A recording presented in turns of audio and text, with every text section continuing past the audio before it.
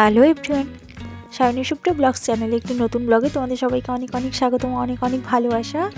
তোমরা সবাই কেমন আছো? আশা করছি ভীষণ ভালো আছো। আর আজকে দিনের বেলা কোনো ব্লগ বানানো হয়নি, মানে কোনো ভিডিওই বানানো হয়নি। তো এখন দেখো রাত্রেবেলা, এখন বাজে ঘড়িতে রাত 9:30, আর আমি আমার ভিডিওটা এখন থেকেই শুরু করছি।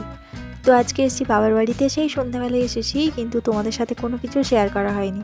আসলে একটা বিশেষ কারণের জন্য এসেছি, তো তার জন্য তোমাদেরকে পুরো ব্লগটা দেখতে হবে, কেউ স্কিপ করো না প্লিজ, প্রথম থেকে শেষ পর্যন্ত দেখো। আশা করছি ভীষণ ভালো লাগবে, একটা ভীষণ ইম্পর্টেন্ট কাজের জন্য এসেছি। তো চলো ঝটপট করে আগে খাবারটা খেয়ে নিই, বেশি রাত করে খেলে না আমার আবার ঘুম হয় না। তো এখন অলরেডি 10টা বেজে গেছে। তো আমি দুটো রুটি আর সাথে বাবা চিকেন মানে মুরগি মেরেছিল, তো সেটাই রান্না হয়েছে। মা ভীষণ সুন্দর করে রান্না করেছে। তো দেখতেই বসে পড়েছো, সরি তোমরা দেখতেই পাচ্ছ যে আমি বসে পড়েছি প্যাকিং করতে। হ্যাঁ বন্ধুরা, ঠিকই শুনেছো, আর আমি প্যাকিং করার জন্যই এসেছি আজকে বাবার বাড়িতে।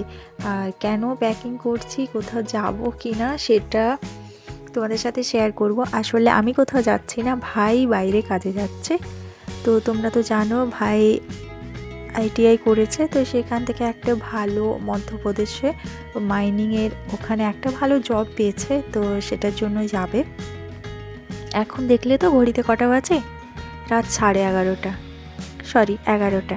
আর সব কিছু কাজকর্ম গুছিয়ে, আসলে কি বলো তো, আজকে না যখন এডিট করতে বসেছি একদম মনটা নেই, মানে এডিট করতে ইচ্ছে করছে না, তাই উল্টো পাল্টা মানে কি বলছি কোনো ঠিকঠাক নেই। তো প্লিজ সবাই একটু কষ্ট করে ভিডিওটা দেখো, আর যদি কিছু ভুল ভ্রান্তি হয়ে থাকে প্লিজ ক্ষমা করে দিও। তো একটা ট্রলিতেই সব কিছু হয়ে যাবে আশা করছি। আর হ্যাঁ ভীষণ মানে ও না বলছে আমার যত জামা কাপড় আছে আমাকে সব দিয়ে দাও, এখানে রাখার কোনো দরকার নেই। আসলে কি বলে তো, বলছে আমি অত কাচতে পারবো না, কাছাকাছি এর চক্কর আমার তো ভালো লাগে না, পরবো আগে সবগুলো তারপরে কাচবো, মানে এত ধোয়াধুয়ি ও বাড়িতে না খুব একটা ধোয়াধুয়ি করে না। তো সবাই একটু ভীষণ মন খারাপ। আর ও যদিও এর আগেও একবার বাইরে গেছিলো, কিন্তু তারপর বেশ অনেক দিন একটানা আমাদের সাথে থাকলো। বেশ মানে কি বলো তো, একসাথে থাকতে থাকতে না টানটা আবার বেড়ে যায়, এক বাইরে থাকতে থাকতে একটা অভ্যেসে পরিণত হয়ে যায়। কথায় বলে না মানুষ অভ্যেসের দাস। তো আমি ভাবলাম যে কালকে সকালেই চলে যাবে, আসলে সকাল সকালেও যাওয়ার কথা। অফিস আজকে ও যেখানে কাজ করে, তো সেখানে আগে রেজিগনেশন লেটারটা দিতে হবে, রিজাইন করেনি এখনও সেখান থেকে। আর ওই পুলিশ ভেরিফিকেশনের জন্য আজ কয়েকদিন ধরে এমন ঘুরছে যে বেচারা যাবে অফিসে রিজাইনটা দিয়ে আসবে, সেটাও আর হয়ে ওঠেনি। তো সকাল সকালে বেরোবে। তারপর আবার স্যারকে ফোন করেছিল, স্যার বললেন যে আজকে তো শাটডাউন রয়েছে প্ল্যান্ট, কালকে তো আসার দরকার নেই, কোনো বন্ধুর হাতে ওটা দিয়ে দিতে। আর লকারের চাবি টাবি মানে ওদের যে সমস্ত জিনিসপত্র থাকে, আমি এত কিছু জানি না, তো সেগুলো সব কোনো বন্ধু বান্ধবের হাতে দিয়ে দিতে, ওগুলো ওরা সোমবার গিয়ে জমা করে দেবে। আর সত্যি কথা বলতে আজকে না এডিট করতে বসেছি, কিন্তু মানে ওই এত কষ্ট হচ্ছে না হঠাৎ করে। ওর আবার ইমোশন প্রচুর কম, কিন্তু আমি এত ইমোশন ফুল একটা মানুষ, আমার জীবনে এই জন্য ভীষণ সমস্যা। দুদিন কারোর সাথে যদি আমি একটু বেশি কথা বলি বা থাকি, তাতেই মানে আমি অনেকটা জড়িয়ে পড়ি সবার সাথে। তো কি আর করা যাবে, ব্যাগ ট্যাগগুলো প্যাক করে দিচ্ছি, বাইরে যাবে মানে আমার না চিন্তা শেষ নেই, মায়ের থেকে মনে হয় আমি বেশি টেনশন করি। কারণ কী বলো তো, বাইরে কোথায় থাকবে, আর ও না আমার থেকে বেশ অনেকটাই ছোট, তো ভীষণ চিন্তা হয় বাইরে দুনিয়াতে। মানে আমি না সবসময় পজিটিভ, এবার লোকে বলে না যে পজিটিভ চিন্তা ভাবনা, আমার আবার উল্টো জানো, আমার নেগেটিভ চিন্তা ভাবনাটাই আগে আসে, কেন আমি জানি না। তো দেখো ফাইল টাইলগুলো সব গুছিয়ে দিয়েছি, আর মা একটা একটা জিনিস আবার বের করছে। আসলে একটা মানুষের নিয়ে যাওয়ার তো অনেক কিছুই জিনিস থাকে না, ব্যবহারের সমস্ত জিনিসপত্র নিয়ে যেতে হবে ওখানে, কোথায় কি। আর হ্যাঁ ভাই কোথায় যাচ্ছে সেটা হচ্ছে মধ্যপ্রদেশ, আর ওখানে এত ডিটেলসটা আমিও যদিও আর বলছি না তোমাদেরকে, কোথায় থাকবে না থাকবে। তো তো দেখো অলরেডি ব্যাগটা প্যাক করা হয়ে গেছে, আর এত জামা কাপড় দিয়েছি না, সাথে ওই টুকিটাকি কিছু জিনিস, সাবান, শ্যাম্পু, ও তো কিছুই বলছে আমার লাগবে না, এগুলো আমি সব ওখান থেকে নিয়ে নেব।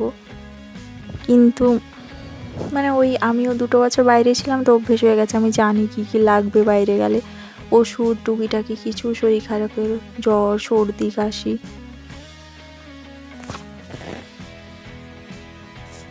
এগুলো একটু গুছিয়ে দিচ্ছিলাম। আর হ্যাঁ, ও আর একবার যখন বাইরে গেছিলো তখন আমি প্রেগনেন্ট ছিলাম, তাই তখন আসতে পারিনি, একা একা কিসব গুছিয়ে নিয়ে গেছিলো।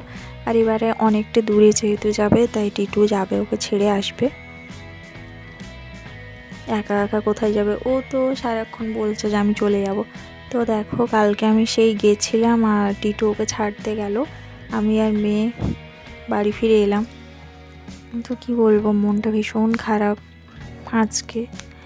আর ও বাড়িতে থাকলে হতো, কিন্তু কি বলো তো কেন থাকলাম না জানো তো, ওই মায়ের চোখের সামনে দিয়ে, মানে আমি মায়ের সাথে চোখে চোখ মেলাতে পারবো না, আবার মাকে দেখলে আমার আবার কান্না হয়ে যাবে। এই বাড়িতে হলে আমি কান্না করি, মন খারাপ হয়ে যাই হোক না কেন, টিটুও নেই, মানে কেউ বলবেও না কিছু।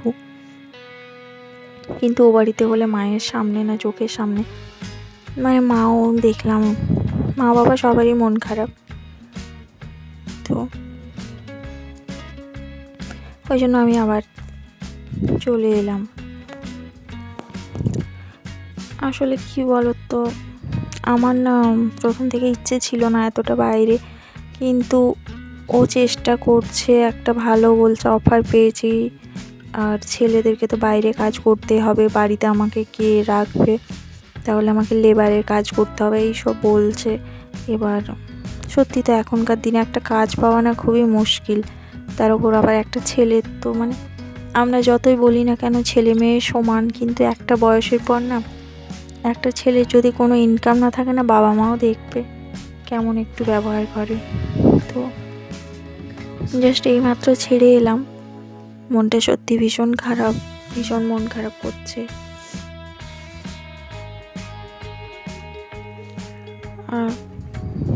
কিন্তু কিছু করার নেই, এর আগেও বাইরে গেছে কিন্তু এত মন খারাপ হয়নি। টিটু আমাকে বারবার বলছে যে তুমি বেশি টেনশন করছো। সত্যি ভাই না একদম টেনশন করে না, মানে এইসব ব্যাপারে, কাজে যেতে হবে, কাজে যেতে হবে, দুনিয়া তো সবাই কাজে যাচ্ছে, এত টেনশন করে কী হবে।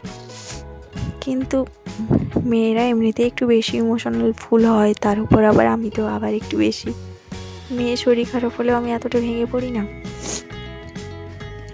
তা একদম ভালো লাগছে না। এইমাত্র এলাম, মেয়ে বাইরে ঘোরাঘুরি করছে, আমি দেখো ড্রেসটাও এখনো ছাড়িনি। আবার সে কবে দেখা, দীর্ঘ কতদিনের অপেক্ষা, 1 বছর না কবে আসবে।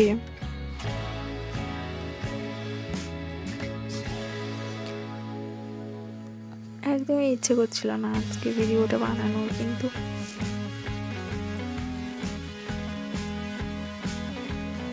ভাবলাম যে না, তোমাদেরকে একটু জানাই, আর কি আর করা যাবে বলো, এরকমই জীবন। আমরাও তো বাবার বাড়ি ছেলে মেয়েরাও তো এসে আছি নাকি, তাও এতটা দূরে নয়, আমার শ্বশুরবাড়ি বাবা বাড়ি অনেকটাই যেরকম কাছে, এ বাড়ি থেকে ও বাড়িতে যাতায়াত করতে পারি। তো ভীষণ মন খারাপ হচ্ছে সত্যি, সে ছোটোর থেকে একসাথে বড় হয়েছি, এখন হঠাৎ করে এতটা দূরে চলে যাবে, চাইলেও এখন আর দেখা হবে না। তো আজকে ব্লগটা না এটুকুই, সবাই ভালো থেকো, সুস্থ থেকো, আর আবার নেক্সট ভিডিওতে দেখা হবে। আজকের মতো আসি, টাটা সবাইকে।